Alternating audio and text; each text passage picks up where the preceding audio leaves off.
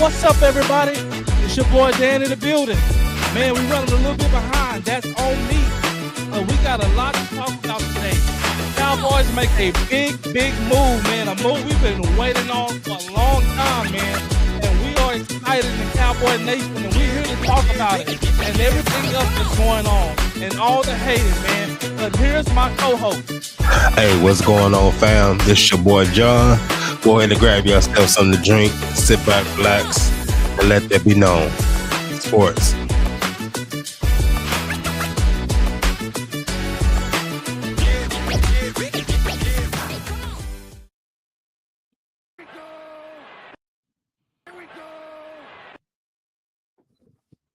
What's going on? What's going on, man?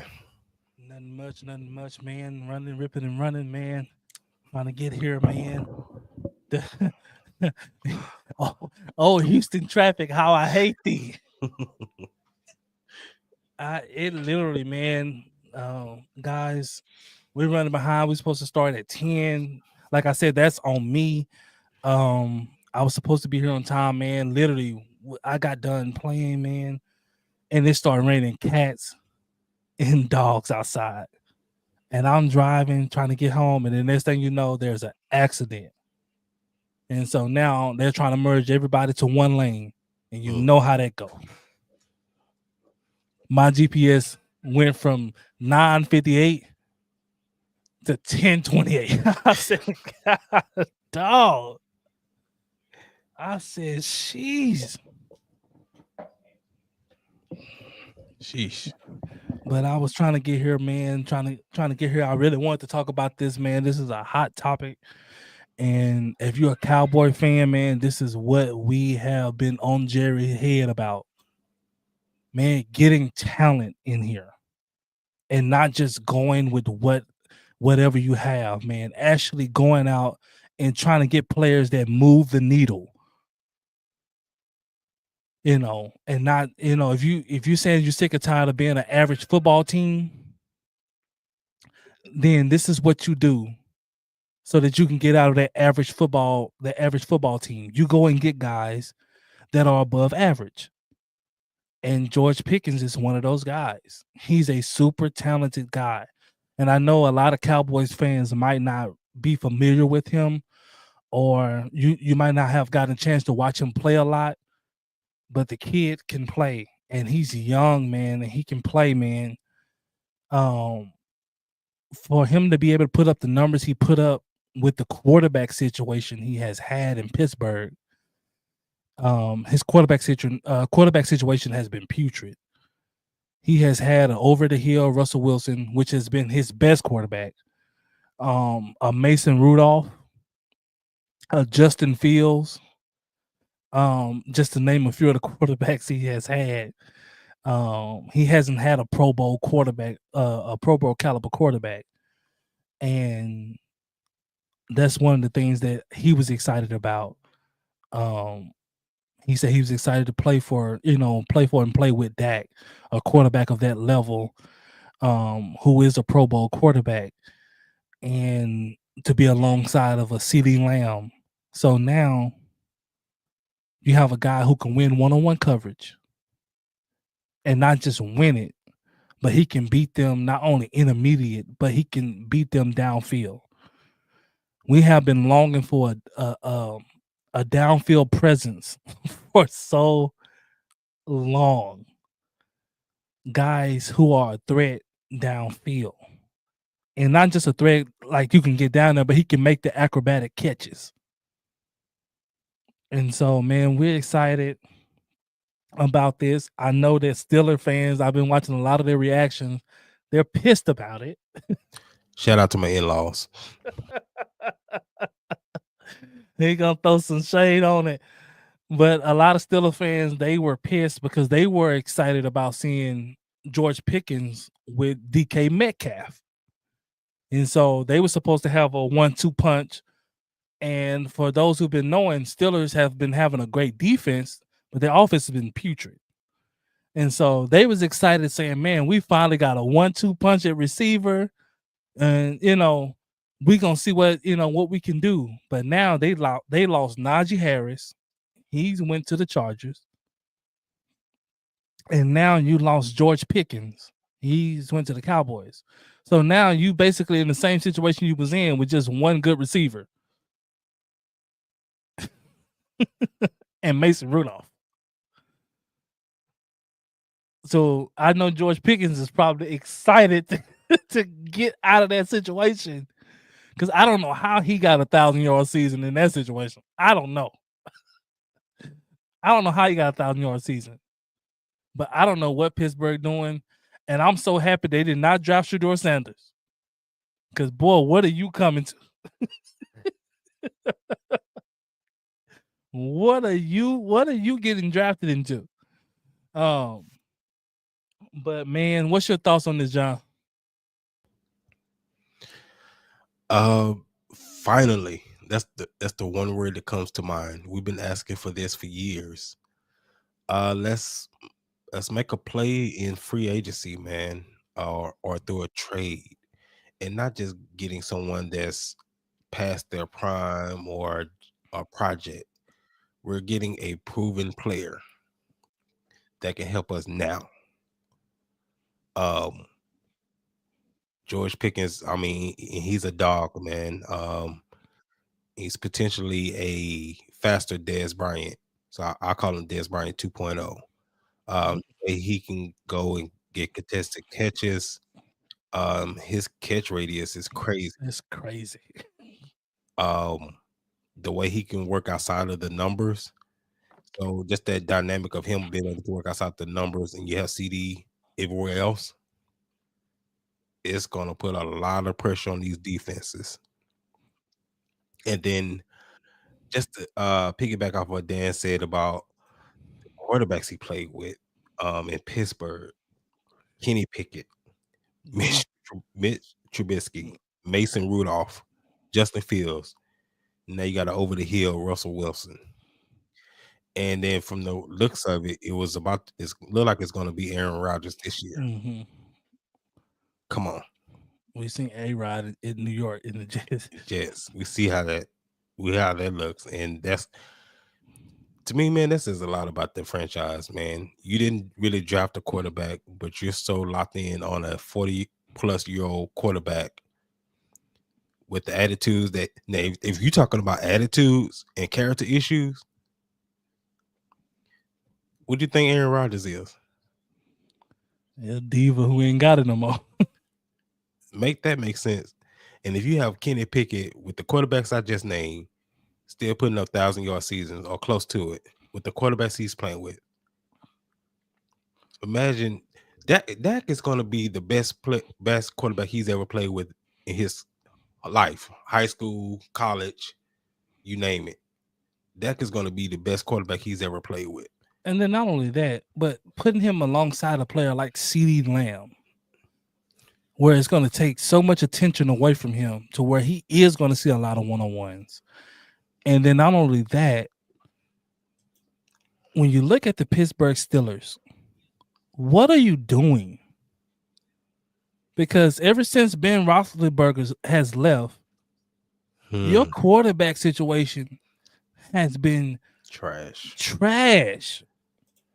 Like, you haven't even tried to draft a guy to groom a guy. Like, it's just been trash. And then Pittsburgh has always been receiver factory. They always has kept an ace receiver. Always. From Plexico to Antonio to Hines Ward. I mean, you can just go down the list of guys. Wallace. You can go down the list of guys. They always kept good receivers, man. And they had good receivers. You had, Pickett. You went out and got DK. But you also had a quarterback that could deliver.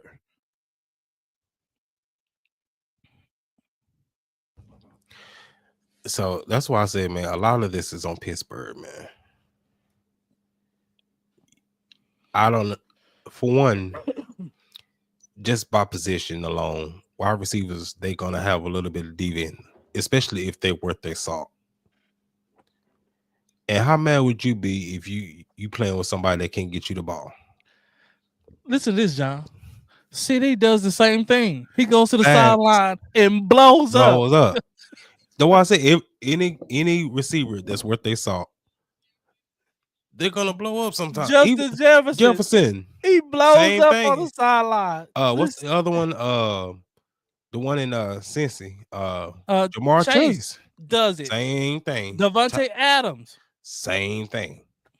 Tyreek Hill, same thing. They go off, go after the coach, quarterback. They blow up. It comes with the position. I understand the young man. The young man is saying, "I'm all we got. How come I'm not getting the ball?" Facts. I understand if it was another guy alongside me, like, okay, cool. But if I'm the only one here that's capable of actually delivering, how come this offense isn't centered around me? Come on now. Like it was CeeDee Lamb. CeeDee Lamb was pretty much our only receiver. So what Dallas do? They centered it around him.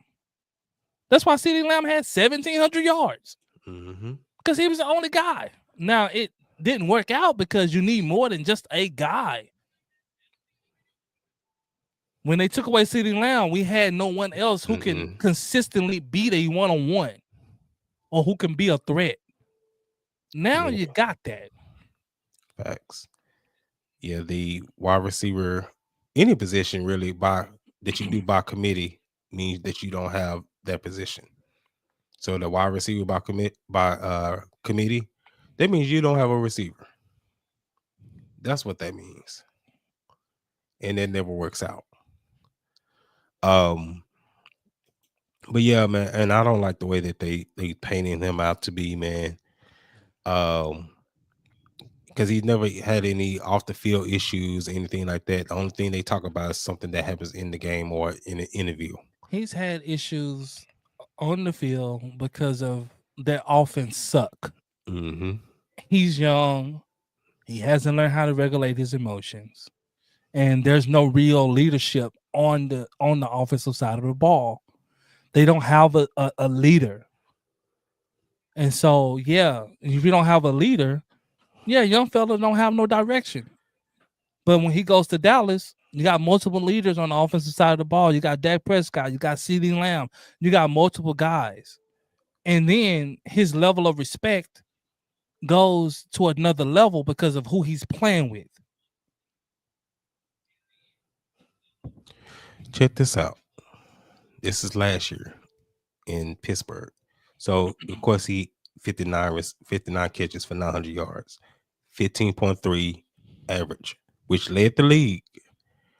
But this is how crazy this is. He only had 103 targets. That's stupid. That's just stupid. He's the only guy you got. He only threw this man the ball 103 times. And that's why he's pissed off. And he's supposed to be just...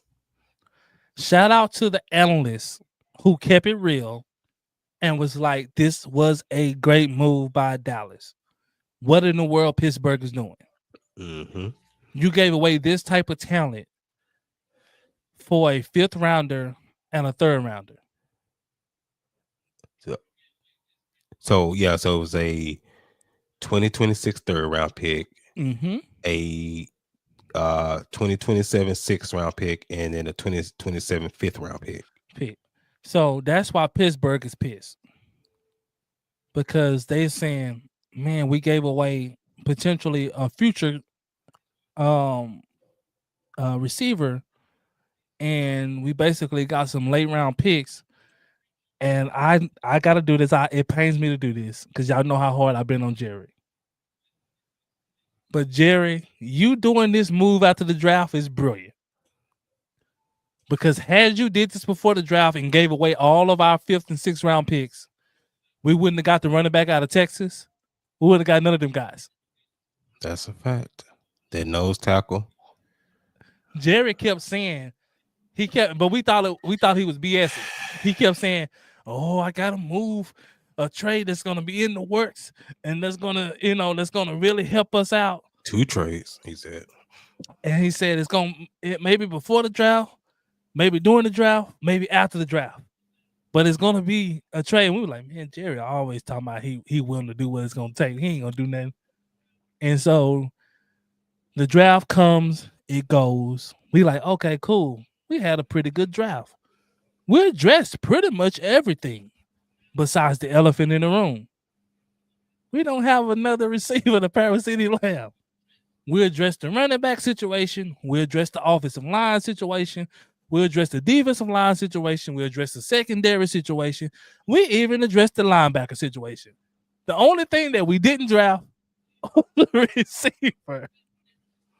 And so fans were kind of like up in arms because it's like, man, like it's just like Jerry to roll out there with what we got.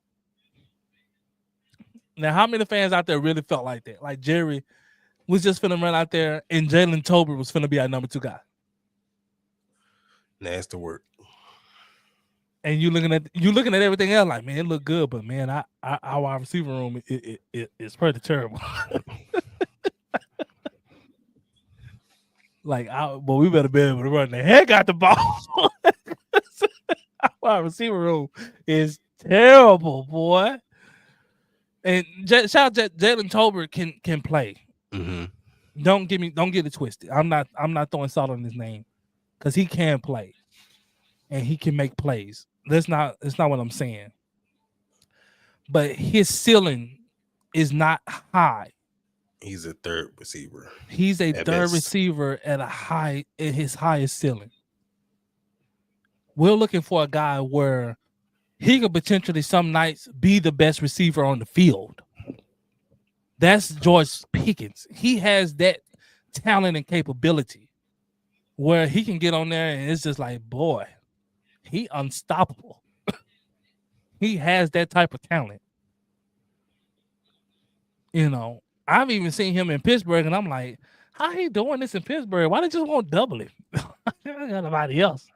Why you gonna let him sit over there and just cook? Like, just double him and take him away. Just put a safety over the top. This ain't coming, man. Do what they do to CD. Like when CD go off in the first half, they slide this safety right over there. Bracket. Sack, pick. Cause Dak trying to force it in. You all I got, man. Yeah. Man, that's what it's been. Because we couldn't run the football. So you can't run the football. Then they take CeeDee Lamb away. Now you don't have no one who could consistently beat one-on-one coverage or that you can go to. So what is Dak to do? Do you know that Dallas Cowboys was almost dead last in receiver separation? We was last. If I'm not mistaken, yeah. That's in receivers getting open. Giving the quarterback a window to throw in. Facts. We were dead last. That means you have no outside of CeeDee Lamb, no one can beat one-on-one. That's what it's telling you. That's why people are like, man, we need another receiver. We wasn't just saying it because we want another skill player. Yeah, everybody likes skill players. You do, because they're fun to watch. They make the exciting plays. But this ain't just for fun to watch. This is a need. You need a guy who can consistently win his matchup, especially if he's in single coverage. Because on 3rd and 5, what you think they're going to do? Double CD and man up everybody else. Put a safety on Ferg. So now it's going to take Ferg a long time to get open because now he got a safety, not a linebacker. Now Dak is sitting in the pocket. And we like, throw it. He like, ain't nobody open. And then he throw it like, why you throw that? Like, bruh, I tried to make a play. Nah, man. I love it here, man. We need that dog here. You know, he's a dog here, man. He's fiery. We need that in the locker room, man, especially on the offensive side of the ball. Like I said, man, it's going to put a lot of pressure on these defenses this year. It's going to open Ferg open. Ferg's fence is about to eat. He might have a Pro Bowl season. He might have a Pro Bowl season. He's about to eat. You put two guys out there like that middle of the field open. And you gonna have a linebacker on me? All right. Watch this. Because you're gonna have to play two safeties high. You'll be a dang fool. Because that means have to. That means one of the receivers are gonna have single coverage if you play single high safety. And they both demand a double team. So if you're gonna play too high, that means Ferg got room to open now. He got room to cook. Mm-hmm. So that opens things up, and then don't have a run game. Hello. Or let's just say we have them, I don't know, running out the backfield on some flats or Texas routes.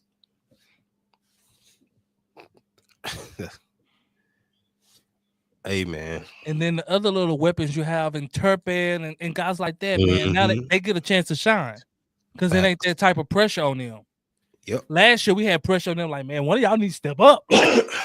we need a game-winning catch here. Like, we got that type of pressure on them, and they just not those type of guys. Mm-hmm. Now you get to use Turpin how you want to use him. You get to use Tolbert. Tolbert he gonna eat too. Yeah. Yeah, you go 5 wide or something like that. He gonna eat, man. Those guys are gonna eat. You know, especially if you put Blue out there in the slot too. Gotta account for him. You know, Shotty could mess everybody up. He put Blue in the slot and he put Turpin in the slot. Man, you talking about chaos. You talking about pure speed. 4-2-4-2. What are you gonna do? What are you going? Literally, bro, just run. Just run like Forrest Gump. I kept running. I just kept running. You got that type of speed. I just kept running. It's like Tyreek Hill. Like, It's like, bro, just run deep. That's it. Literally, you can do that every play, and they cannot stay with you. Travis Kelce was eating off Tyreek because Tyreek was taking so much attention because he was just like, man, they put 2, 3. Yeah. He got him. Hey, bro, he gone. Absolutely. But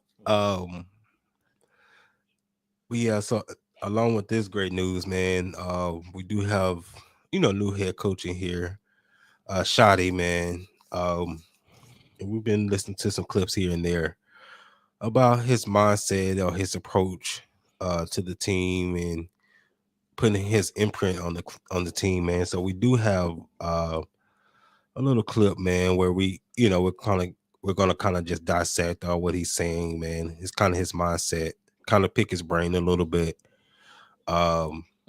just to see what we think and what he brings that's different than what we had in previous regimes with McCarthy, and then before that it was Garrett, man. I think it's a little different, but here we go, man. And then Dan, if you want to stop at a certain point, just let me know, man.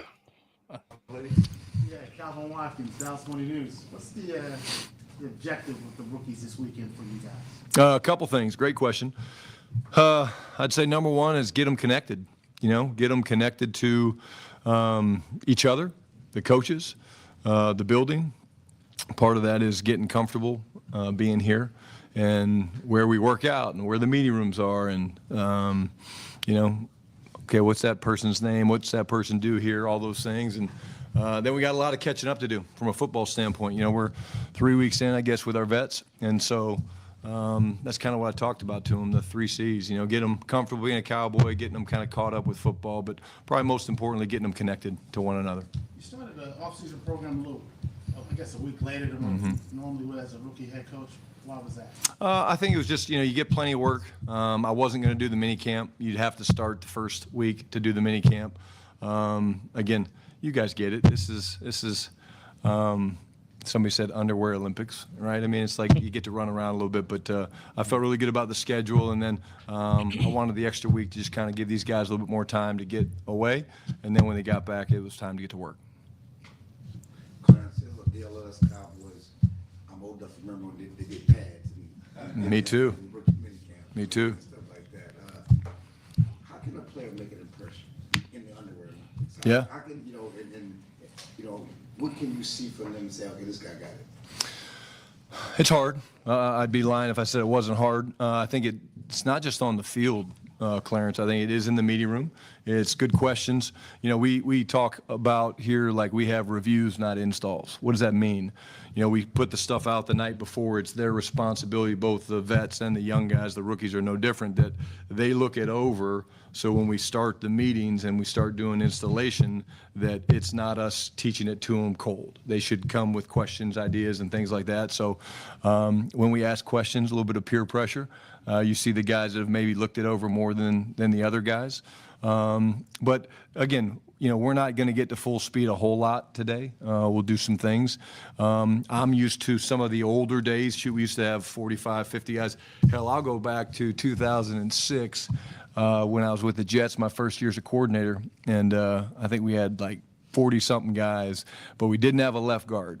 So Mike Devlin was our tight end coach at the time, and he was a former offensive lineman. So we put him in full pads. It was probably illegal back in the day, but we did it. And I remember we were running a power play to the right, so Mike was pulling and hitting this 22-year-old just stud linebacker, whoever it was. And then, when you mess up a play, you reload.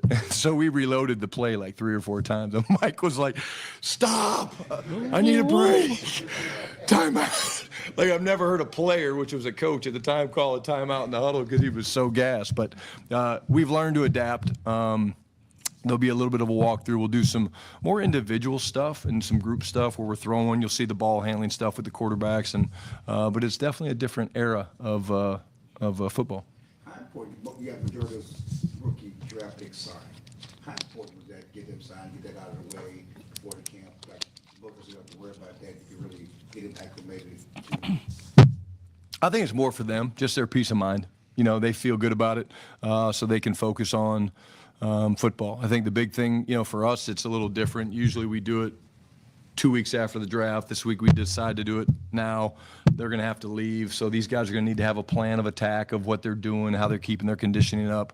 Because what I've told them all, and I'm kind of doing individual sit downs with all the guys, is when you leave here on Sunday, when they leave tomorrow, midday, and they all go home or they go back to their school, wherever they're training, they have to find time to condition. They have to find time to work out. They have to find time to study. Again, talked about getting caught up.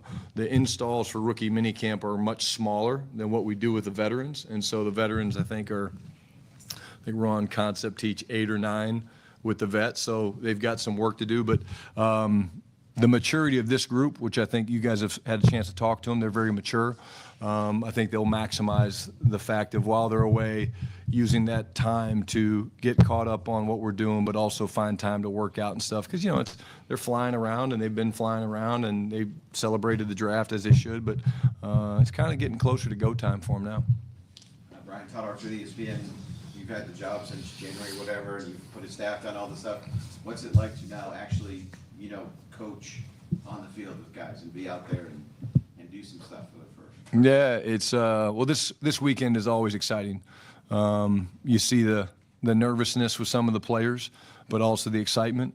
A lot of these guys have been dreaming about this day their entire life, going to play pro football and be selected, or at least have an opportunity to, compete.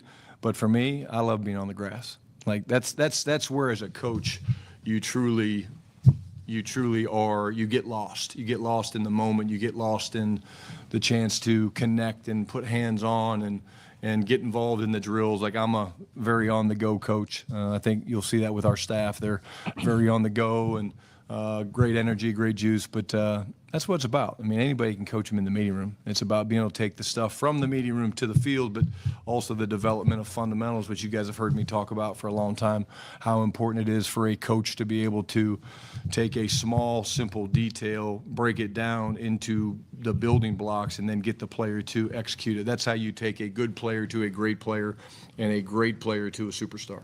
And as the play caller, do you have the time or the wherewithal to, hey, what are the DBs doing here? Hey, what are the D-top? Like, will you go from group to group, or I will. Yeah, I'll move around. Yeah, I think it's important. The cool thing about what we've been doing in phase 2 is the guys work out at different times.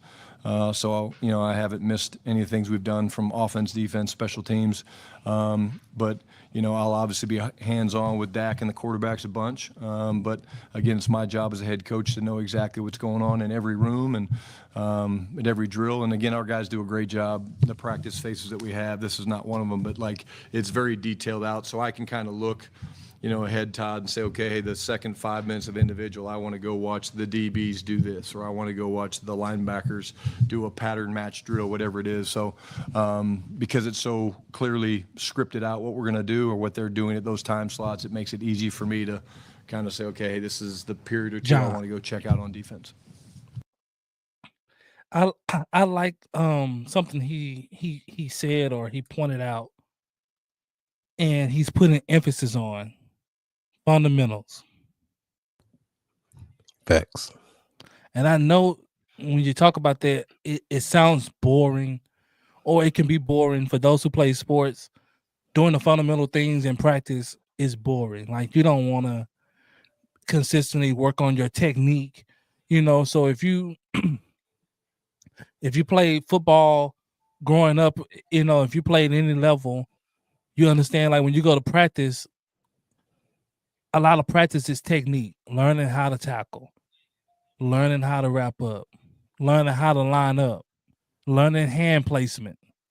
All these things are fundamentals, which helps the discipline of the team. And so I'm enjoying that he's not just going through the motions of, I guess, being a head coach or going through the motion of this off season. He's actually has a plan to get the most out of the guys when he has them. So he's getting the most out of them, and he's focusing on the things that's going to help them thrive. And the things that's going to help young players, especially the rookies you drafted, is fundamentals. The guys you drafted, they're talented, man. Like, most everybody in the NFL are super talented. What separates a lot of people, man, is the mental and the fundamentals.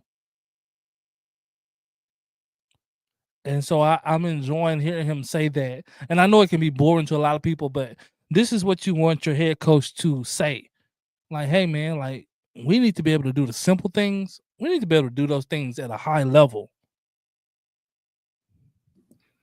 And what I also liked, man, of course, he's very big on fundamentals from what it seems. Also, man, he's putting the challenge back on them. When he was speaking about installs, Yeah, he said, when we come in here for installs, you should come in with questions, not we're reviewing this, and then once you up to speed with this, now we're moving on. So, like, for people who don't know, we'll break this down to y'all. With Mike McCarthy, a lot of the playbook, it took them so long to get into because it took a lot for them to get the installs that was being put in place. And so they would, and with Dan Quinn would dumb it down for the defense because they had a hard time getting the install. Shotty is saying, you got this playbook so far ahead of time, before training camp, months ahead of time.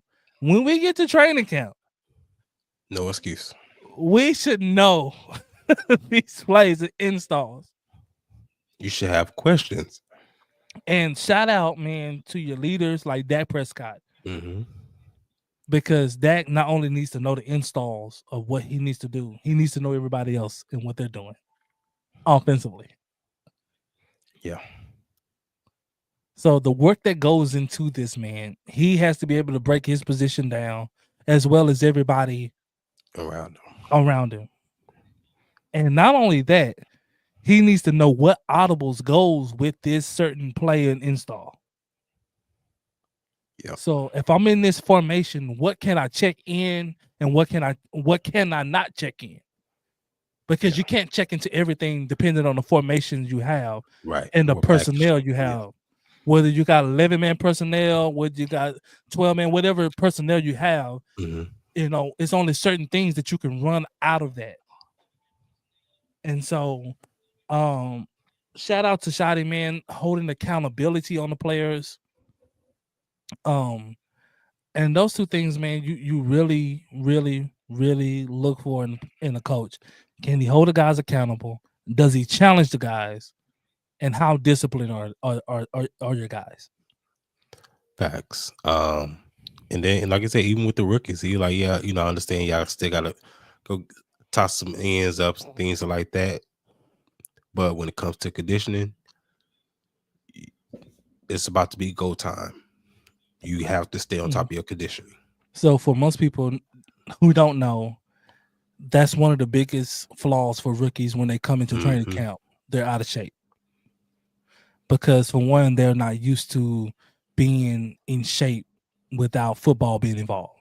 So like right now at the rookie camp, there's really not a lot of football going on until training camp comes. And so you have all this time out. And so for these young fellas, they're not used to being in tip-top shape when no football is going on. You know, that's the difference between being a pro and you know, versus like guys like Micah, Dak, like they're now consistently working on their body. So come training camp, I'm ready to go. For those who don't know, training camp is harder than the game. It is. It is. Good practice is always harder than the game is actually played. I hated practice because it was so hard. Yep. The stuff that the coaches put you through, the mental gymnastics that you go through. Remember, they put you in every type of scenario until you can thrive in that scenario. They're going to make you uncomfortable in practice. And guess what? You might not even go through that through the season. But they make sure that just in case we're ever in this situation, we worked on this countless of times. No, that's a fact, man. Yeah, so especially going into training camp, man, conditioning should be the least of your worries. The least of your worries. It should be mental at that point. Not coming in and you doing this and you tapping the helmet because nah, man, they come in and get hurt, man, because you're not in shape. You're not in shape, man. And that's a big reason. And that's a big reason for training camp injuries. Of course, you have some, some freak ones, but a lot of it, man, is from them not coming in shape, in the correct shape. I mean, Micah hit you in the mouth, like you looking like woof. Facts. And then he just showed you like they have a thing called reload. So they will run this play countless of times until they can get out of this play what they want. So just imagine Micah's hitting you in your mouth countless of times on this play, and your job is to kick him out of the play. All pro. And you're saying, and just imagine if you're not in shape doing it.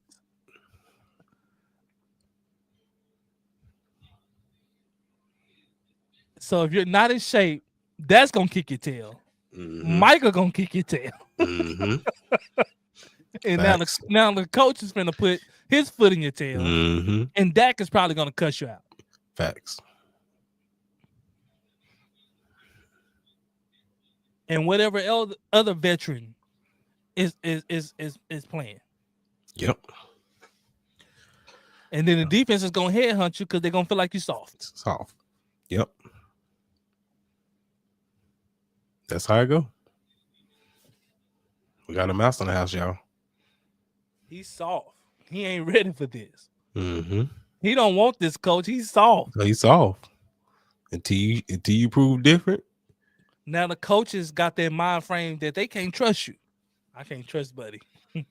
Mm-hmm. He ain't built like that. When you go to the pros, you got to be built like that. You have to be dang near psychotic. Yeah, you gotta be a special type of crazy, man. Because you willing to run 20 miles an hour and crash. And you have to be able to get up and do it again. Time and time again. You have to be psychotic to do this. The things that you're going to put yourself through. That's why I said training camp is difficult because of what you're going to put yourself through and what the coaches are requiring you to put. When those guys go to their apartment after that training camp practice, do you know what's going through the mind of those rookies? They shell shocked. Do you know they get on the phone with their mama? Mama, I don't know if I can do this. It's hard. Oh, baby, I know it's hard. No, mama. No. It hurt. I want to go home. And you have to do this training camp for a month and a half. Not including the games that's going to be involved. Facts. The stuff that you're putting your body through. And if you can't, boot the boot. Go give me somebody else, man. Mm-hmm. He ain't built like that. He ain't built for this. Facts. We seen a lot of guys, man, who we thought was gonna be talented. And, man, he got talent, but he just ain't built like that. Mm-mm. No, in the pros, man, especially on this level, man, talent only gets you so far. It gets you in the door. In the door. But it doesn't keep you in the door. It don't keep you in the room.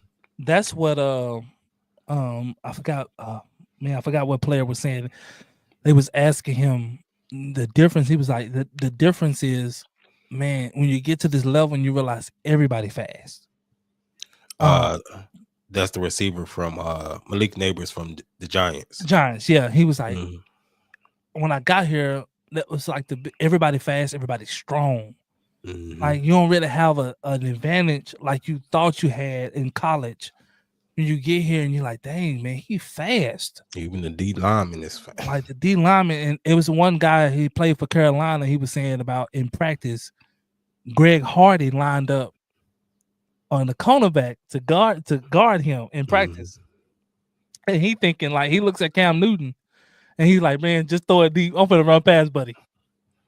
And so he said he puts a move on Greg Hardy and runs past, and he's like, I'm gone. And he said all he heard was, oh. He turns around and Greg Hardy is on his back. And this guy runs a 4.3 or 4.38. And this is a D line on your heels. It's different. And he was like, oh my gosh. I ain't as good as I thought I was. Like you have a newfound respect for guys who are stars in the NFL, who can separate themselves from the pack. Because it's like, man, he's different. Like, he's different. Like, like everybody here is good, but he can separate himself. Yeah. And so, like, when you look at guys like that, and like I understand because I talked to a guy who was in the NFL training camp, and he was like, that's what was going through his mind when he went to sleep that night after their first training camp practice. And his body hurt, his mind hurt, and he called home. And he was like, I don't think I'm gonna make it. And he didn't make it. He ended up getting booked, but he was just like, it was just so hard. Like football had never been that hard for me. And he was like, the vets was telling me like, hey, if you can make it through training camp, you'll be all right. But training camp is going to kill you. is set up because they're trying to weed out. So it's set up to be that like that because you got dang near 100 people, 100-some people, Mm-hmm. and you got to get down to 52, 53 guys. So of course I got to it's got to kick your tail. I got to make people quit. Mm-hmm. And so it's going to feel like murder. Coaches are going to seem unfair. Like one guy was like, "Man, I was doing it right. It just seemed like I could never do it right. Like I'm winning my matchup. Like I don't." And the coach is just constantly just on your neck because he wants to know how do you deal with this type of coaching. Mm-hmm. How do you deal with adversity? If I'm on your neck, can you still produce? Or do you crumble and fall apart? Do you lose it?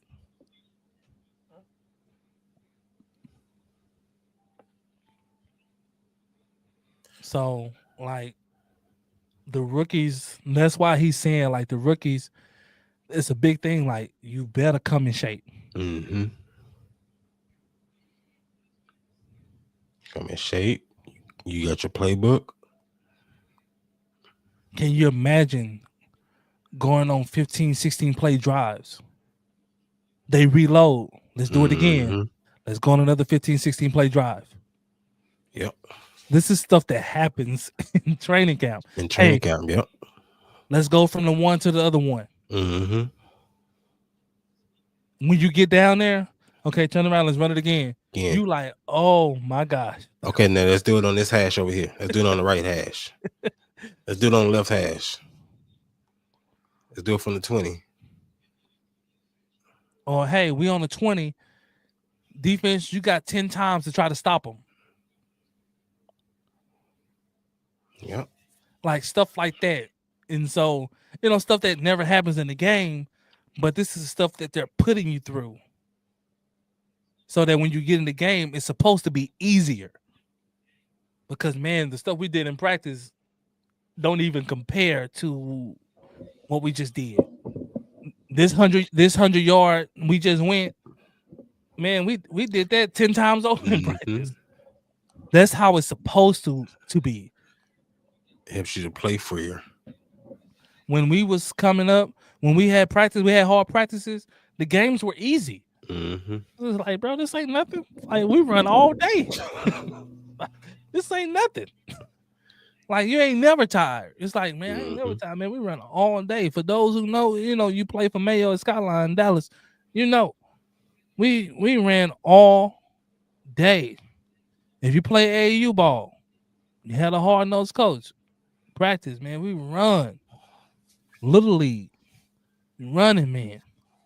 You lining up at the 50, you line up at the 100, you running those. And you better make time. You better make time. If not, you're gonna do it again. So, like, those things are built to build adversity. So when you get into the game, it's easier. That's fact. So I like his approach to this. Like he has almost a demeanor like either, like, hey, I'm gonna tell you what to do. That's on you. That's what I'm saying. That's why I say he put the responsibility back on the players, which is I love that, man. I'm gonna do what I'm gonna do. Mm-hmm. I'm gonna run my system. And you don't mess up my system. Not only that, but if you can't run my system, we get somebody in there that can run the system. Mm-hmm. So if you can't learn my plays because you're playing football, like there's a lot of guys will come to the huddle like, man, what is that? They ain't doing that now. We're already screwed. Like, oh, Mm-hmm. God, he don't know what to do. Yeah. That's how things end up happening. And Dallas used to have problems like that because you got receivers running the wrong routes. Lining up in the wrong place. Line up off sides. Or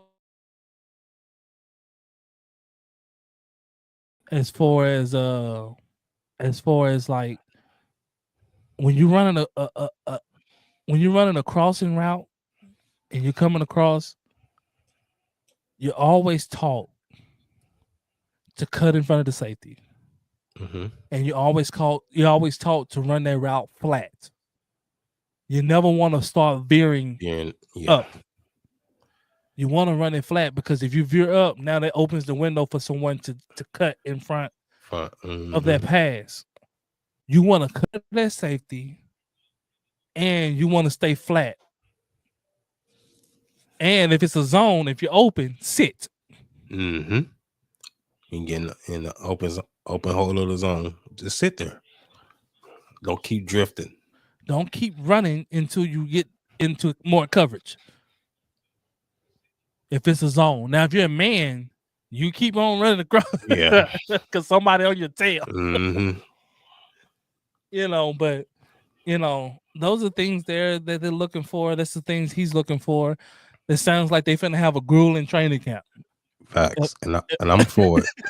I'm for it. If a coach says that to you, you better be in shape. If a coach say that, oh my God. Coach finna work the devil out of Mm-hmm. Man, you going, man, I don't know if anybody y'all might be too young, man. You come across this, but for the older folks, if you ever seen the movie with Richard Pryor and I forgot is it Gene Wilder? They get locked up. Oh yeah, Gene Wilder.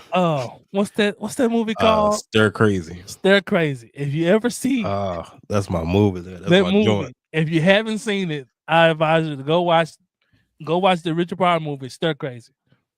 They end up getting locked up on a charge they didn't even do. Mm-hmm. And it turns out, the long story short, the warden is trying to break them. Right? He's trying his best to break them because he wants to get them to do what he wants them to do, which is to be a part of a rodeo. And they just they're not having it because they like, man, well, we want something out of the deal too. Mm-hmm. And so he tries to break Gene Wilder. And so this is a perfect example of how you got to be in training camp. He's putting Gene through the most. He's putting him in solitary, in the hot box. He's locking him up, hanging him up in the hot box. And Gene is like, he's taking it like a champ.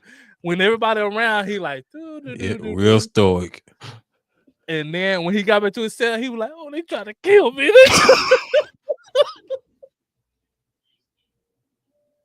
He was like, ooh, ooh.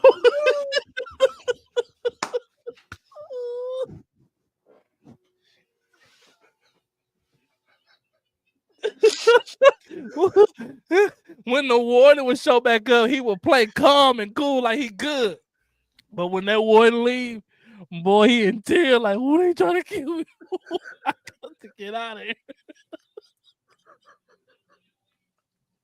And that's how it's gonna be when you go to training camp. Man, when you leave out of that training camp, you go to your hotel or you go to wherever you stand. That's when you let it out. You break down and be like, whoa, they gonna kill us. Man. They trying to kill us. This ain't even football. They gonna kill us. You go back out there to practice, you like, who ready to go? I'm ready to hit.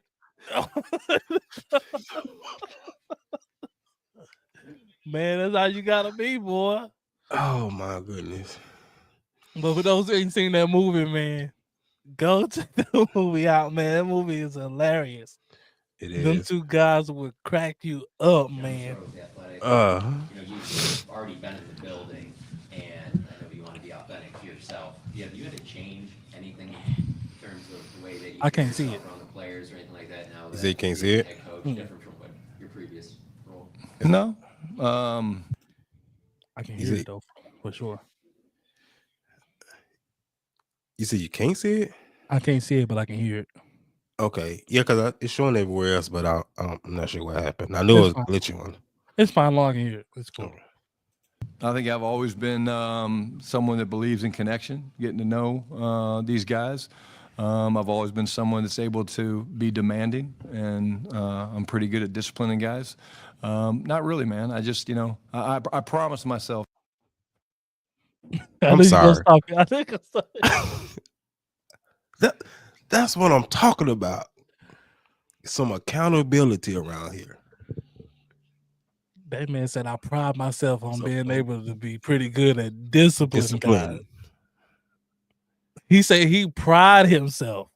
Not like I could discipline guy. He like, no, my type of discipline, I pride myself in being able to get guys straight. It's gonna be razor blades and lemon juice. Man, he finna have a hard training camp. Boy, y'all better strap up y'all cleats, boy. Cause he finna send y'all through the ringer. Y'all better mark this. He said takes pride in. pride. That He mean wasn't he- smiling when he said it either. That man, he looking forward. I dare you to mess up.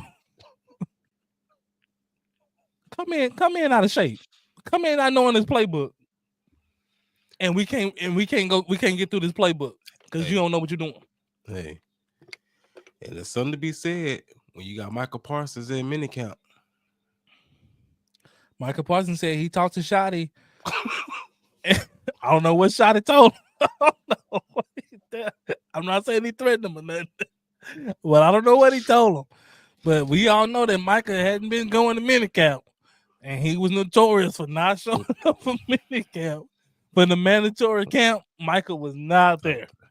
Well, somehow this year, he's at minicamp. Michael was there, along with all the other stars. And they asked him what was the difference. And he said, well, I had a talk with Shotty.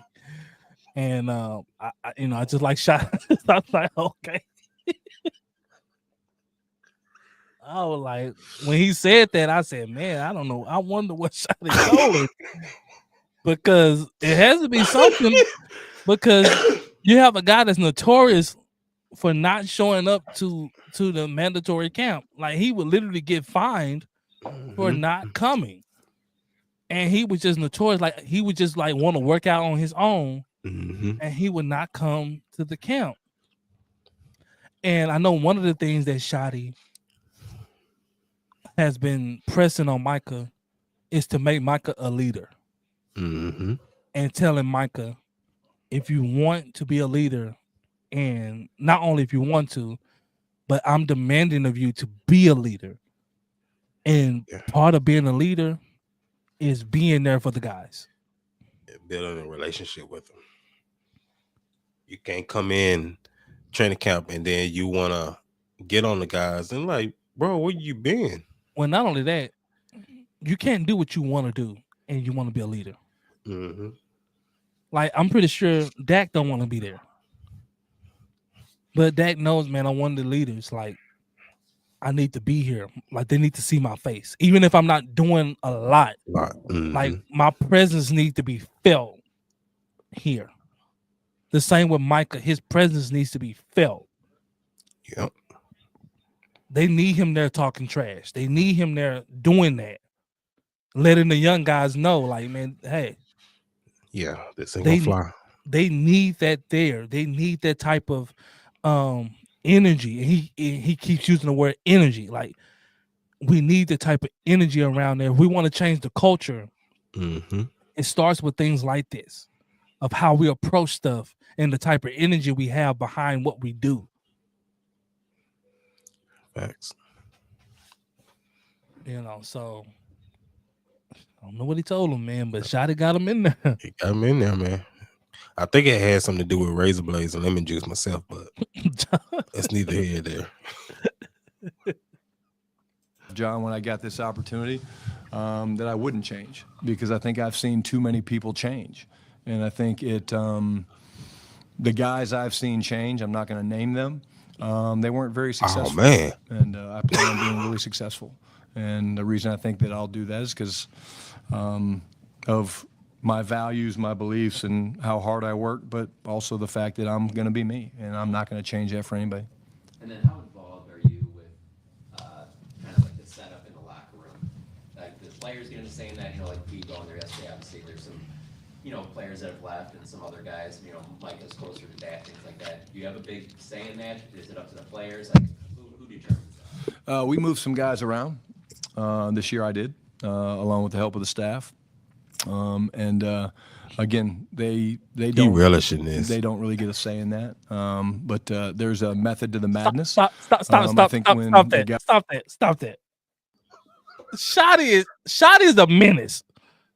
If you want to know who your coach is, listen to what he says.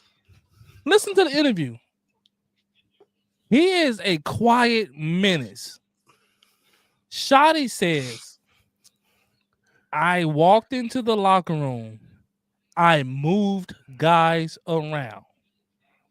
They don't have say in it. He's basically saying, this is my program. Get on it or get off of it. But I'm going to run it the way that I see fit running it. And you're going to do what I want you to do. There are no bargaining negotiations. He's saying, I'm not going to change. Either you like me as a coach or you ain't going to like me, but you're going to do what I asked you to do. And I'm not. That's what Shot is saying. I'm not here to be your friend. I'm here to be your coach. Facts. I'm pretty sure some people felt uncomfortable about moving their lockers. Mm-hmm. But he said, I'm not here to appease you. I want you where I want you. Especially when things get tough, I want you right next to Dak. Mm-hmm. Show you how a leader acts. Not only how leaders act, but if you got any displeasure, voice it right there. Mm-hmm.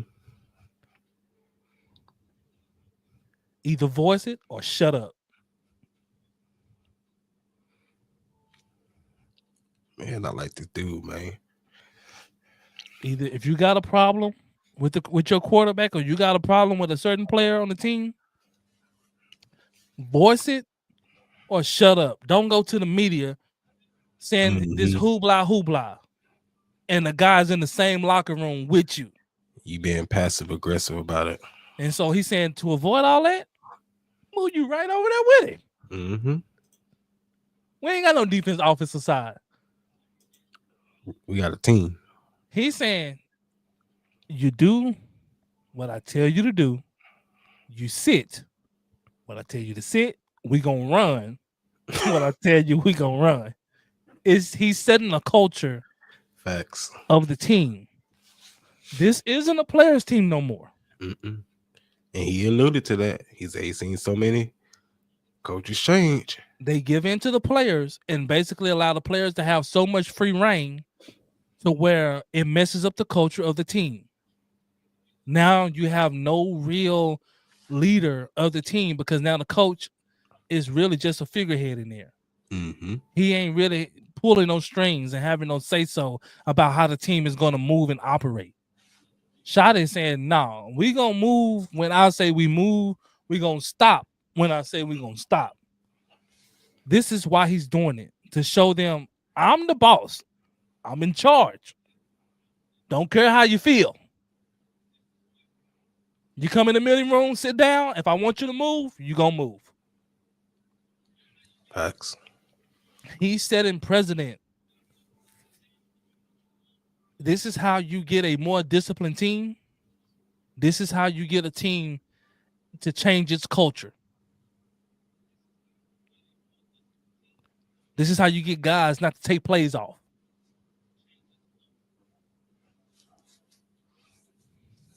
And that's been the culture for the last 10 to 15 years here.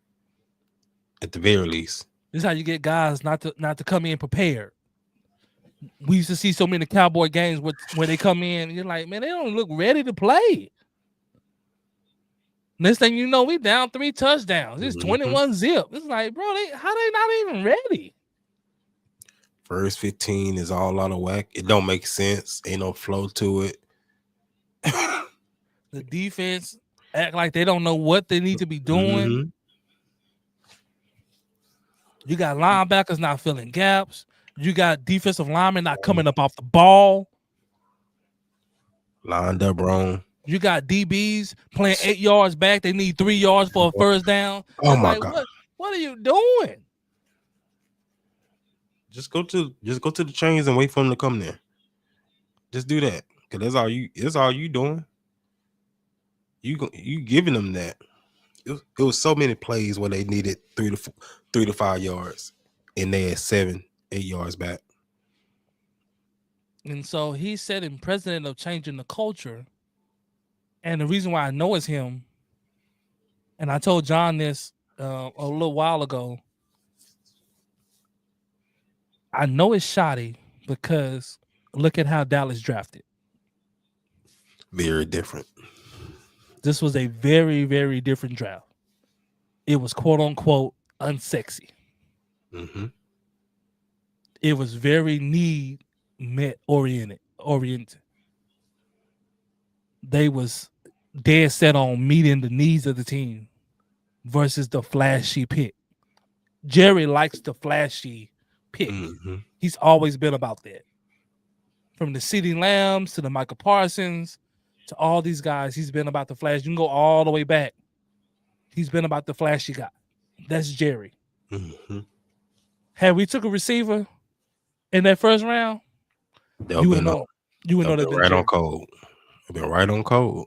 That's Jerry with his hands all on that. When they drafted a lineman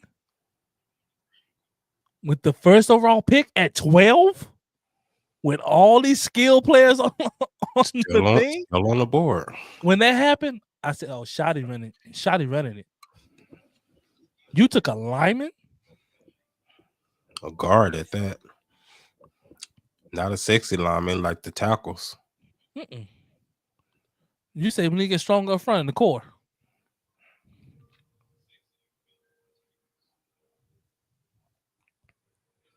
Like that's when I seen that, I said, "Oh, he trying to change the culture for the show." And then even with the second round pick, didn't see that coming. No. Didn't see a lot of these picks coming, man. You go and get a defensive end, it's like you got a D end. It was still receivers on the board, and we was like, "We got a D end." And just look at how he's building this. Mm-hmm. If this D end lives up to his potential, there's nowhere to run. Shit, it is not. Because you got Michael on one end and him on the other end. There's nowhere to run. It's not. Overshown at linebacker. And then you picked up Murray for linebacker too. Mm-hmm. Good luck. Dallas have an opportunity to have a really good elite team. They filled the holes that were necessary. The only hole that was left was the receiver hole. Mm-hmm. That's the only thing they didn't address. That was really glaring, yeah. When he left the draft, it was like, yeah, we fixed everything, but the receiver. Mm-hmm. And everybody was like, man, it's Jerry. Jerry ain't gonna do nothing. Jerry gonna do nothing. If Jerry don't draft it, that's how Jerry has always been. If he don't draft it, we don't address it. Mm-hmm. Or if we do, it's some over the hill person that we can get for a couple mil on a 1 year deal. We was like, man, Mara Cooper, but we don't think so. A lot of names were thrown out. Cortland Sutton. It was a lot of names that were being thrown. Jerry Jeudy. It was a lot of names that was being put out there. And then we woke up that next morning and it said Pickett. We was like, whoa. I said, I know this early, but here. I said this to John. I was like, bruh.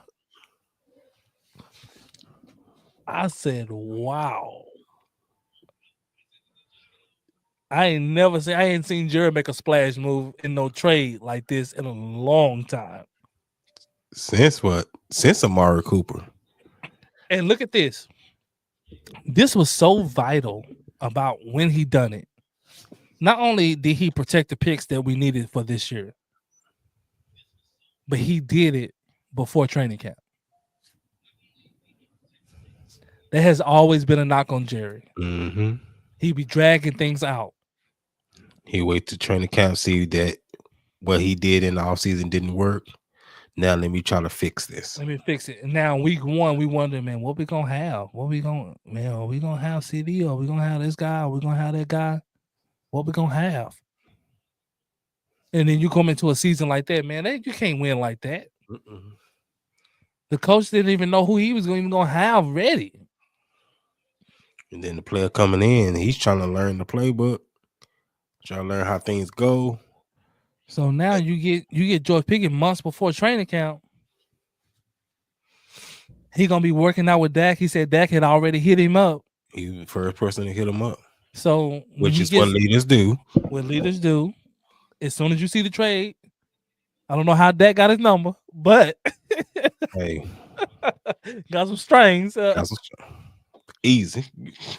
And so he hit him up. Of course, young fellas gotta transition from Pennsylvania to, Texas, and gotta find a place to stay and all those things you gotta you do, all your stuff that you have. If you had a home in Pittsburgh, you got to. So it's a whole lot that It's a whole lot. It's not just a pick up and go. It's not like, so he has to deal with that. I don't know if he has kids or not. So, but if he does, that's a whole nother animal because you're talking about schools and all kind of stuff, So, but I'm pretty sure once he gets settled, they'll be throwing and having conversations and stuff like that. And so, he seemed excited to be playing, here, and he just want to compete, man. From what I heard, about him, he wants to compete, and he's happy to be in Dallas because he feel like they can compete. Mm-hmm. And so, he likes the rivalry too, the NFC East rivalry. He likes, because he's a young YN, so he likes the he likes the he likes the rivalry. It's borderline. This rivalry is borderline fight every time we see each other. That's those games mean a lot. They almost feel like a playoff game every time we play, especially like when we play Philly or, if the team is good, it's feel like a playoff game. Now the Giants, we're gonna smack them. Everybody gonna smack the Giants.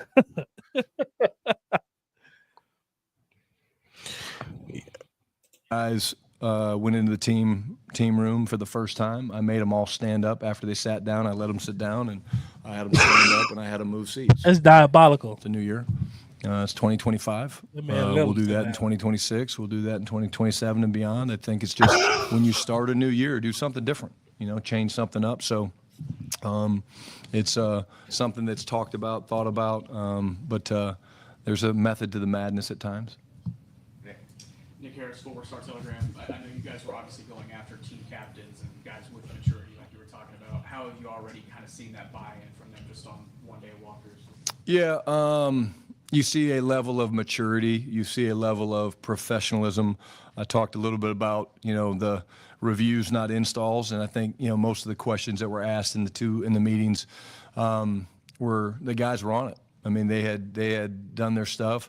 We haven't had any issues with guys being late, I think, but there's an intentionality about this group. Just yesterday, we did some stuff like drill work, walk through different things, and the ability of the defense to communicate and the coaching that was going on. It just like. Sometimes you're coaching a guy and he's young and he's kind of looking around and whatnot. Like to watch Donovan look into A-Dub, Coach White Cotton's eyes, it's like he's hanging on every word he says. And so I think that tells you that you have selected the right guys. Does that mean they're going to end up being great players? No. I mean, you got to develop them and their skill sets and things like that. But this group, from my interaction with them, has been very, very positive and impressive with the type of character and human beings they are. And just based on what you guys have been able to do this weekend, Savon Ravel, what does his responsibilities look like? How different is it from the other rookies with his injury recovery? Yeah, I mean, obviously he's going to be a guy that's going to be limited. You won't see him out there running around today. He'll be doing some stuff with the training staff, but he's progressing great. The cool thing about some of the walkthroughs and stuff that we do is those guys can do that. We really don't have limitations on that. But again, there's so much that goes into it, just the film study, and we tape all of our installs. So like a couple of the guys have already started to watch the concept teach days that the vets had, because they already have down the install, the 2 installs really for what we're doing in this camp. And it's cool to see those guys. But yeah, he's done a great job. He was doing all the individual stuff yesterday with DA, with the corners and all the walkthroughs, which is great. Tommy Arch, DallasCowboys.com. What have you seen from some of the guys who came from college on your coaching staff, like Junior and Connor, in terms of going through this process for the first time, and how do you feel like some of the veteran guys are responding to their coaching styles? Well, I mean, I would ask the players, number one, I would say it's been very positive. Of course, I do ask our players how it's going, and, checking in, see how, the relationships. Obviously, I'm a big relationship guy. I think if you talk to the receivers, they feel like they're getting very close to Junior. They're earning each other's trust and respect.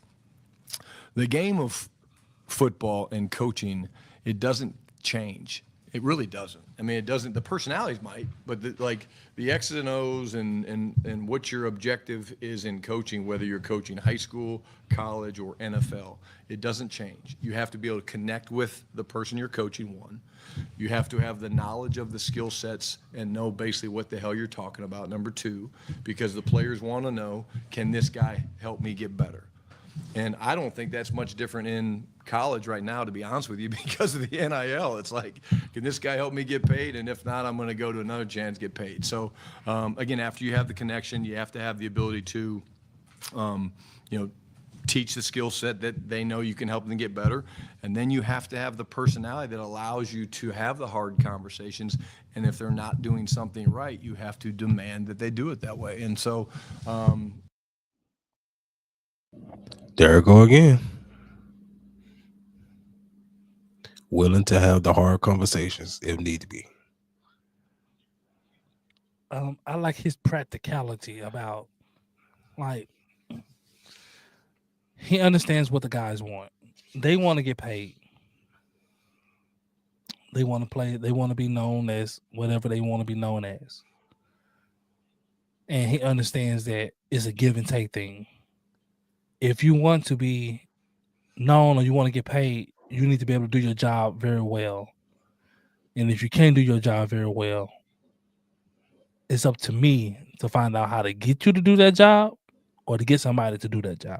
Mm-hmm.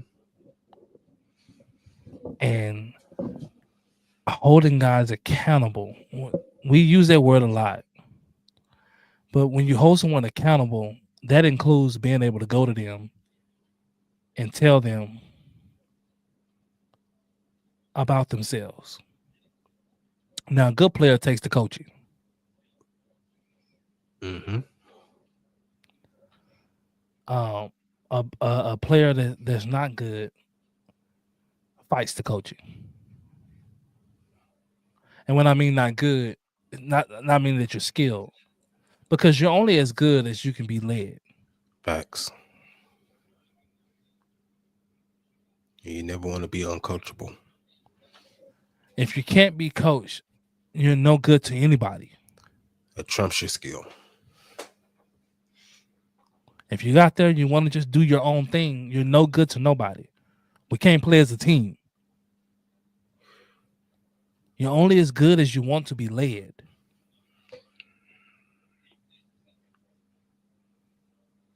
Whoever your coach is, you're only as good as you want to if you want to buy in.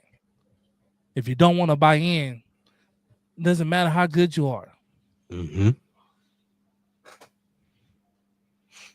It's a fact.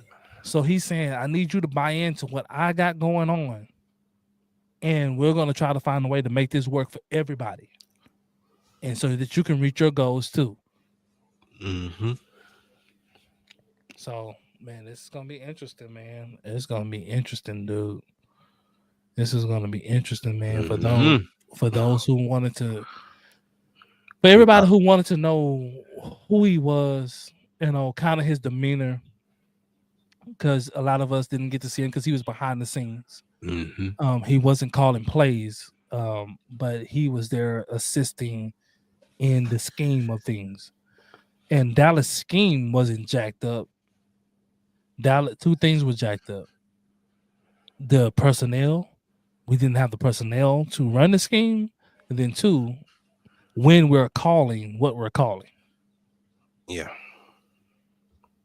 And so that was the thing that was jacked up. For one, we didn't have an offensive line, couldn't block nobody, right?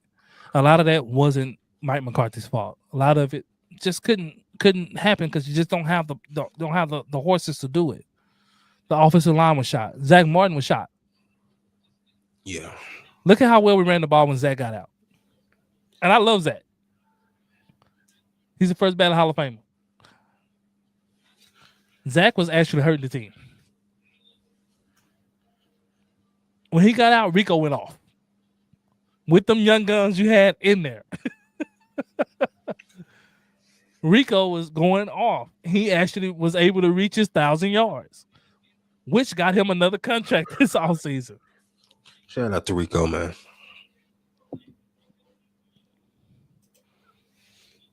Man. But this is a time for Cowboy fans, man, to be excited. I know a lot of us had quit and gave up. We quit and gave up, man. But, man, we have reason to buy in, man.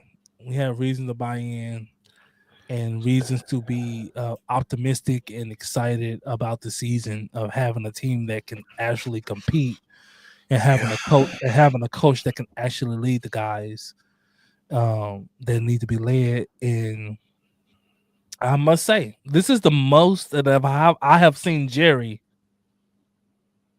The most leeway I've seen Jerry give a coach. Not since the 90s. I don't think he gave it. I think Jimmy just was taking it. I think Jerry did like not one bit of it. I think Jimmy was just doing it. Like, man, to heck with what Jerry said. Man, Jerry said we can't do that. Man, I'm doing it anyway. I think it was more that type of relationship. But this is the most leeway that he has given a coach in a long time.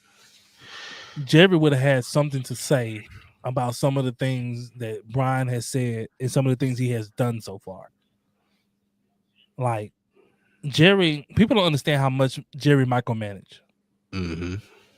Jerry would have felt some type of way had a coach came in there and made star players move their lockers. That's a fact. Jerry would have been doing an interview talking about, and we would have saying, what does it matter, Jerry? Why do you care? Why are you doing an interview about lockers? But he would have been doing an interview on 101.5 fan about these lockers.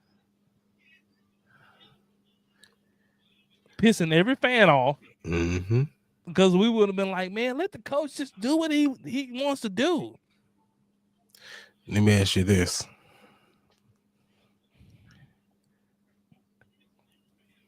How do you think Mike McCarthy feels now seeing Shotty get this type of control?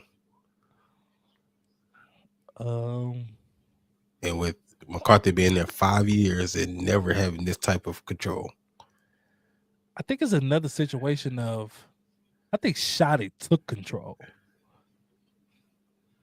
Because, mind you, I don't think Shotty's ever been a head coach. He's been coordinators. He's been coordinator since mid-90s. So yeah, he's been a coordinator for a long time. For those, he's come from a lineage, his father, legendary coach Marty. So like, he's come from that, he's cut from that cloth. He grew up in this. Mm-hmm. So he knows the business. He knows, he's been in several training camps. He's come from different eras. So he understands. It's not a player he hadn't seen. Just put it like that. Like, there's not a temperament he hasn't been around. Yeah. So he's not new to this. So, when he's saying the stuff he's saying, I know how to pull the strings on certain type of guys if need be to get something out of you. Mm-hmm. If I need to be that jerk to you, if you want me to be that, I'll be that to you. And he ain't got no problem with it. And so I think Shotty took control. I don't think Jerry gave him nothing. Because Jerry ain't finna give you no. Jerry ain't finna say, "Yeah, man, do whatever you want to do."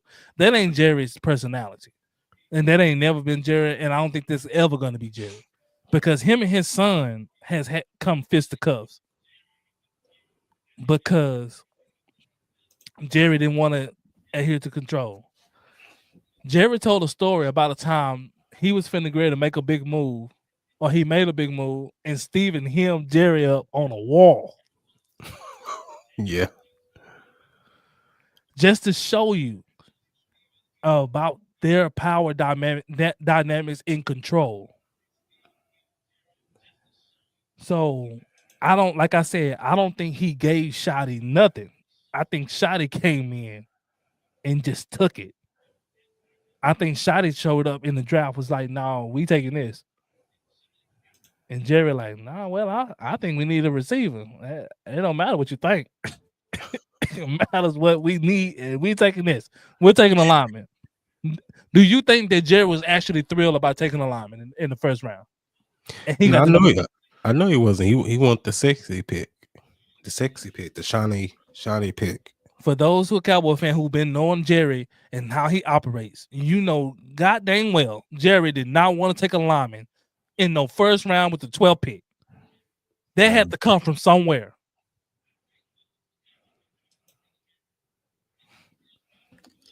So you saying McCarthy just wasn't built like that?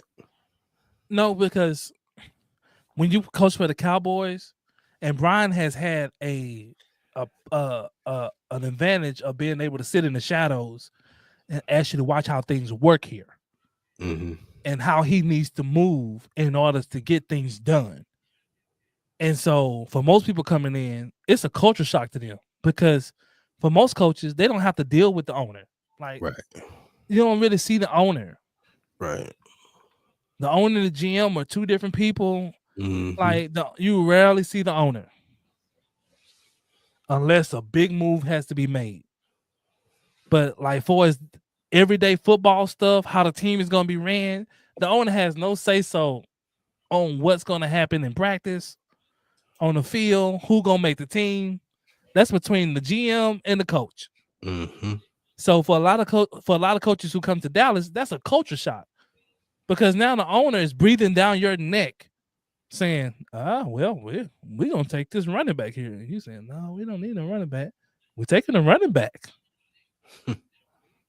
Shotty like, "Nah, we're taking this lineman." That's what we're gonna do. And so I think Shotty's had the advantage of sitting in the shadows. He knows how Jerry Jones operates. He understands how he needs to move. And basically, I'm going to just take charge. If Jerry want to fight me about it, cool. He basically took, quote unquote, almost the Jimmy Johnson approach. When Jimmy Johnson wanted to make that trade to get all those picks, for Herschel Walker, Jerry did not want to do that.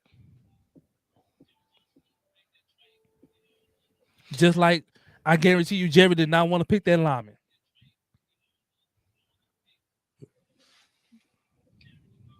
Yeah. Or a DN in the second round. And you got all these skilled players on the board.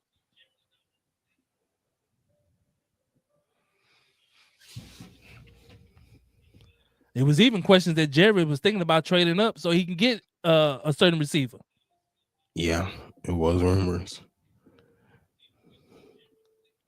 This team rebuild, it hasn't been something we've seen. This guy Shotty all over it.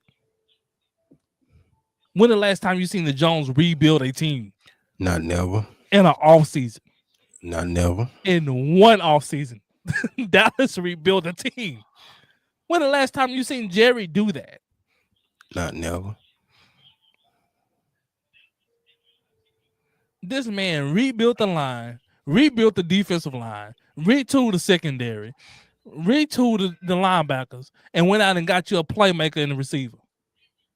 And got you some running backs. We ain't seen this. It's got to be Shotty. We ain't never seen this. That could be a shirt. Got to be Shotty. We ain't never seen this. Nobody this strategic on how to do things and how to move and how to build. Normally, Jerry's sitting there looking like an idiot. Well, we out of money. There's only so much pie. There's only so much pie to go around. They're like, man, how Yeah, you budgeting this money, man? and we're out of pie. How these other teams are getting all these players, man, and we can't get nothing. And we sitting there looking like, man, how they building this team? And Shotty comes in. Oh, I got this. And it's like, I'm gonna basically show you how you put a competitor team together. And like I said, this offseason has had Shotty's hand all on it. Now, credit to the Jones family for not fighting him on doing and moving the way that he wants to move. Luckily it hasn't been a fight, tooth and nail for him to do anything. Because normally Jerry and them, they are like too hands-on. Like we would see Jerry talking about the mini camp and everything. Like I don't really like him moving the players around. I think that he should just stick to the on the field stuff. And yeah, like this interview here, it would have been Jerry instead of Shotty if that was the case. This would have been a Jerry interview. And even if Shotty was up there, Jerry would have been right up there, right next to him and Steven. So that is something to be said and to be observed. This is one of the quietest off seasons for Jerry in a very long time. In a long time. Jerry do so many interviews in the off season. You'd be like, God, dog, where the coach? And then I don't think really many people picked up on it during the combine. Jerry goes to, the combine, but he has this big, luxurious RV. And at the combine, he always does like a quote unquote press conference, but without the cameras inside of his RV. And he speaks to the media. This year, he went to the combine, but didn't do that. That's the Shotty effect. This is why we say Shotty has gotten more control, like from everything. Like Shotty got Micah to come to minicamp. Yeah. Like it shows you like he has to have that type of control because of the things that's happening that we haven't seen happen. Yeah, outside of Micah's rookie year, Micah never goes to the minicamp. There's the Shotty effect, man. Look at this. When Shotty got hired, look at all the players that was in his interview. That's a fact. Not just offensive players, defensive players. They came in the offseason in January that were vouching for him, sitting on the back wall, showing their allegiance. And Dak was front and center. You have players like Overshown that are backing him. You have all these players that are backing him. I wonder why. And he did speak to building relationships. He said, when you build these relationships, now I can. This was like the perfect thing to happen. Like Shotty, like the perfect mastermind. Because here's this OC. He's sitting in the shadows. Really has no control at this moment, right? He's just aiding in the plays and stuff, helping coming up with the design and being strategic. And he's sitting in the shadows, building relationship with guys. Yep. Coaching guys. Giving guys, direction. And so when the coaching job come up and he's up for the coaching job, what you think players are saying? Man, it'd be cool to have Shotty as a head coach. Yeah, I will almost pay just to sit in on that interview with Jerry, just to see how that played out. You talking about with Shotty? Yes. I'm so interested just to see how Shotty has a demeanor of I'm going to do it my way. He has that type of demeanor. and he has a great combination of old school, but understand that it's a new day and It's a age. new day and age. He the way he was raised, he was, raised in the rugged time of football, in the no nonsense type of football he was raised in. I mean, shoot, his daddy, he was raised in a no nonsense type of football, but he understands that, man, technology has changed, things has changed, and the way the players receive stuff has changed. All these things have changed, and we finally found a coach that probably can handle Jerry.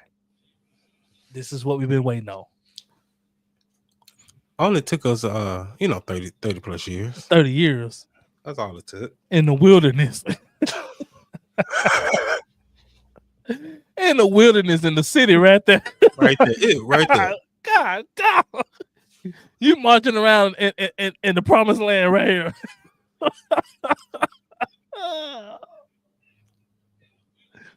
Boy. Sheesh. That's a Bauer reference for those who don't know, man. But now, man, the promised land, was closer than we thought, man. Mm-hmm. And none of us knew Shotty for his temperament and things like that. It was no question whether he knows X's and O's and things of that nature. That's not ever the question of the players of the coaches that he bring in. It's, can you handle this culture shock? Being a Cowboys coach or a main player, it comes with a lot. It's more than just football. Yeah. That's So, the easy part. From the way that Shotty is handling things, not just what he's saying, but the things he's doing so far. And we haven't even touched the field. The things he's doing so far in this offseason has been remarkable. We hadn't seen it. And to have the owner not question him. Normally, Jerry be on here rebuttaling something a coach has said. Guess he hit him with so much practicality. He just like it. I don't know what Shotty did. We don't really know who shot it. We don't know if Shotty's moving. We like really a mob don't. boss. Yeah, we really don't know. I don't know I don't know how he talked to people one on one. Like, I pay to see that too, because I don't know what he said to Michael one on one. I don't know how he talked to people one on one. Like the stuff he said to Dak, like in the off season, I was like, oh, Dak dropped 20 pounds. What? About Dak getting in shape, about interceptions. Like, yeah, you throw a pick at me, you go sit down. That's my rule. You run them out. Like that's Shotty. Like, we haven't heard a coach say that to a star quarterback. I don't care who you are. If you throw a pick, you're out. Mm-hmm. If you throw a pick in training camp, you're out. Yeah, it's like, man. And so we have never seen nothing like this. So shout out, man. Kudos, man. Yeah. Jerry might have finally got it right. He might. He might. I don't know.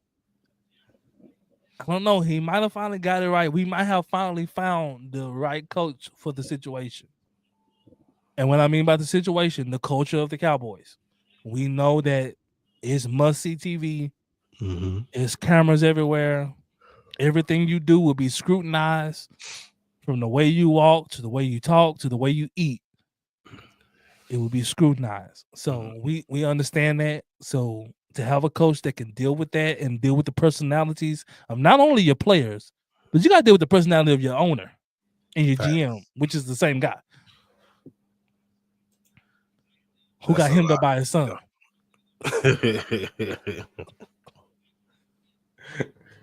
Because Jerry went on to sign a deal without Steven knowing and messed up the budget. That's a fact. And Steve was hot because now the budget out of whack. And so, man, but we wanted to give y'all some insight, man, a little bit on this of the trade that happened with George Pickens, of who our coach is, the mysterious man that's been making moves behind the scene, the guy who I believe that's been behind this draft, the guy I believe that's been behind the improvement of the Cowboys. We've seen Dak lose weight. You know, he's freaking chiseled now. Micah looks like he's more attentive. He's more bought into the program. So man, you know, I'm ecstatic to see this training camp. Like I'm ecstatic to see. He look like a coach that's looking to break guys. So I'm ecstatic. I'm all for it. I'm ecstatic to see. He's trying to break guys' will. You know, so it's been a while since we have had this, and man, I'm excited to see what's going to happen, what's going to transpire, and the next step that guys are going to take, man. But you know, we appreciate you guys for joining in, man, with us, man, and locking in, man. We're going to continue to report on the Cowboys and what's going on and what's going to take place. We're not just Cowboys, but with everything that's going to take place in the sports realm. So, man, continue to lock in with us, man. Remember, follow us on all social media platforms, man, and let that be known. And remember, man, it don't cost you nothing, man.